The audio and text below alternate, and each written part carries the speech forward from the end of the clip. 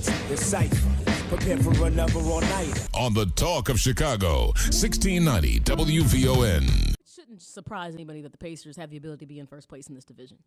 I hope no one is like scratching their head. I mean, given how the scenario played out in their division with Derrick Rose not playing this season, the Pacers have gotten better every single year. So this should be of no surprise. Now, I will say this. On the grand stage, if you watch any of the games today, like with OKC against the Clippers, Heat and Knicks, the one thing we talked about, around the All-Star break time was that this is the time that playoff caliber teams need to play consistent basketball and get expected wins. And the Heat are rolling at that, looking at 14 straight wins, 6 straight road wins. They're playing good basketball, moving towards getting into the playoffs. I saw somebody posted they're peaking right now. I'm like, dude, they won the title last year. They're better this year. They're not peaking. That's the scary thing about them. They're going to get better as the season goes on, I think. I have a feeling. I don't see anybody stopping this Heat thing. Definitely not those two teams we saw playing after that, Oklahoma City or L.A. And that gets back to playing consistent, good basketball. OKC has struggled a bit. Like, did you see the matchup they had against the Denver Nuggets? Yeah. Once again, the Nuggets are the team that we talk about that take good teams for the stretch. And I said, when we were talking about the Lakers being able to creep back into the playoff pictures, and I said the losses you can probably chalk up is going to be to the Denver Nuggets, just because they're that team that tests everyone. They're not going to win it all. They're not going to take it, but they take teams to the brink. And that was a good win they got against OKC at the end of the day. So even against the Clippers, I mean, granted, OKC got that win, but it was a very rigorous win for them to get. Right, they blew a big lead in that game. Had Ibaka punching Blake Griffin in the balls. I don't know what that was about. That was. He did. And then, as to Mike Tirico was like, that should be a flagrant too. Yeah. I'm just like, in more ways than one. Do you think, really?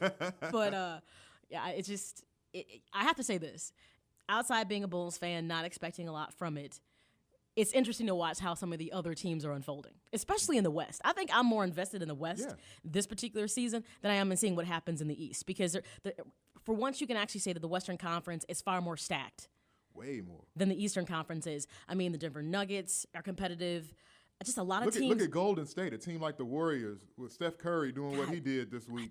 But they're an afterthought in the West. Put them in the East. Yeah. They'd be a contender. Steph Curry, it's like, is he going to waste away? I mean, he's so talented. And it's like, somehow they have to get better. Or to me, that's a waste of talent. But I think they are getting better. They're young. They're in a good spot. They are young. I like the Golden State. They're one of the youngest teams in the NBA. They have David Lee, another good young player. They have some good young players there. That kid Thompson, he's pretty good. So I like the Warriors. I like them a lot better than the team we have up on the screen right now in red. So I thought like you were referring to the Pacers. No. No, not at all. The Pacers, Danny Granger makes them legitimate to scare the Heat. I didn't say beat. I said scare. He makes them legitimate when he's playing well. Here's what happens if you get a matchup with the Heat and the Pacers.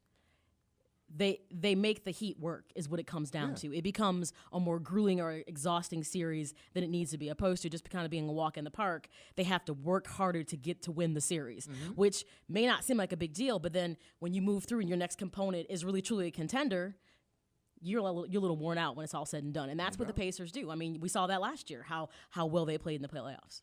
And it's funny, speaking of playoffs, a couple of years ago, just looking at these two teams playing out, the Bulls and the Pacers, 2 years ago, the Pacers were a little engine that could. They won 37 games and gave the Bulls a tough 5-game series. It's only 5 games, but those were some physical 5 games that they played. And now, looking at them, the Pacers have obviously surpassed the Bulls, even though the Bulls are dealing with quote-unquote injuries.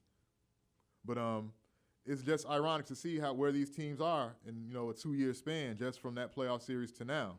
The Pacers are the team that the Bulls are chasing. And even I think with the Bulls being completely healthy, I still think that would be the case. Personally, I think the Pacers are a better team when the Bulls are at full strength. They definitely play them very aggressive. Yeah. I mean, it gets back to it, and it's hard for the average fan to wrap their mind around is thinking that a team plays up to the talent that's on the floor with them. And that happens sometimes night to night when you have a long season. That it doesn't mean that teams don't go out and give 100%, but, if you happen to be the Heat, and you're playing the Bobcats, do you really exhaust yourself?